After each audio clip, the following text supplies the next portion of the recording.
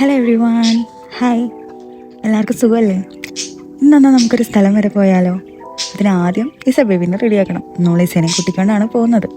അങ്ങനെ ഈസക്കുട്ടിയുടെ മുടിയൊക്കെ കെട്ടി, അതാണ് ഏറ്റവും വലിയ പാടുള്ള പണി, അവളെ റെഡിയാക്കുക എന്നുള്ളത്.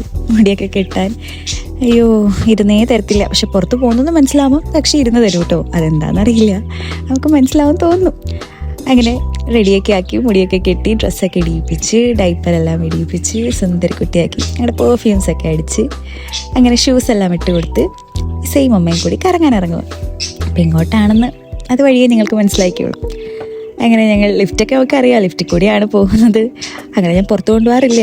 ഇപ്പോൾ ആൾ കുറച്ചൊക്കെ പോയി ആൾക്ക് മനസ്സിലായി തുടങ്ങി. അങ്ങനെ ഞങ്ങൾ വണ്ടി വെയിറ്റ് ചെയ്തു.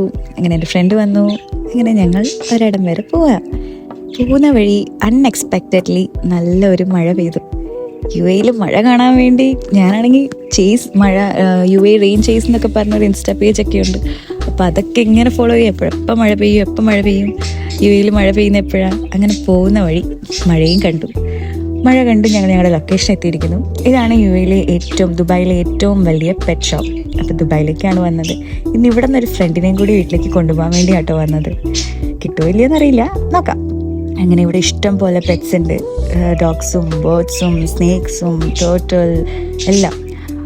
അങ്ങനെ ഞങ്ങൾ അവിടെ ചെന്നപ്പം ഒരു കുഞ്ഞ് സൺഗ്ലാസസ് കണ്ടപ്പോൾ ഈ സബേബിക്ക് ഒന്ന് വെച്ച് നോക്കാമല്ലോ എന്ന് വിചാരിച്ച് അങ്ങനെ ഈ സബേബിക്ക് സൺഗ്ലാസ്സൊക്കെ ഇട്ട് കൊടുത്ത്. ക്യൂട്ടായിട്ടില്ലേ? അങ്ങനെ അതെല്ലാം കഴിഞ്ഞ് കുറച്ച് നേരം ഞങ്ങൾ അങ്ങോട്ടും ഇങ്ങോട്ടൊക്കെ നടന്ന് ലോകം അടിച്ചാൽ ഇച്ചിരിയേ അവൾ നടന്നു കഴിഞ്ഞപ്പോൾ ആൾ ടയേർഡായിട്ട് അമ്മ എന്നെ ഒന്ന് എടുക്കുമോ എന്നുള്ളൊരു ലുക്ക് വന്നപ്പോൾ അങ്ങനെ ഈ സൈനെ എടുത്തുകൊണ്ട് ഞങ്ങൾ നേരെ ഫുഡ് കോർട്ടിലേക്ക് പോയി. ഫുഡ് കോർട്ടിൽ കുറേ പപ്പീസ് ഉണ്ടായിരുന്നു, വേറെ പെറ്റ് പാരൻസും പപ്പീസും ഒക്കെ. എല്ലാവരും വന്ന് ഇവളോട് ചോദിക്കുന്നുണ്ട്, ഇവളോട് കളിക്കാൻ വേണ്ടി വരുന്നുണ്ട്. ഇവൾ അനങ്ങത്തേ ഇല്ല. അങ്ങനെ ഇവൾക്ക് അവിടെ കുറേ ഫ്രണ്ട്സിനെയൊക്കെ കിട്ടി. ഈ സൈബി കുറച്ച് നേരം ഫ്രണ്ട്സിൻ്റെ കൂടെയൊക്കെ കളിച്ച് ചിരിച്ച് അത് കഴിഞ്ഞ് ഞങ്ങൾ തിരിക്കാൻ വേണ്ടി ഇറങ്ങി. അപ്പം ഞങ്ങളൊരു ഫുഡ് അവിടുന്ന് കബാബൊക്കെ കഴിച്ച് സ്നേക്കിനെ കാണണം എന്ന് വിചാരിച്ചും കൂടിയാണ് വന്നത്. പക്ഷേ എന്നെ സ്നേക്കിൻ്റെ സ്റ്റാച്ചു വെച്ച് അഡ്ജസ്റ്റ് ചെയ്യേണ്ടി വന്നു.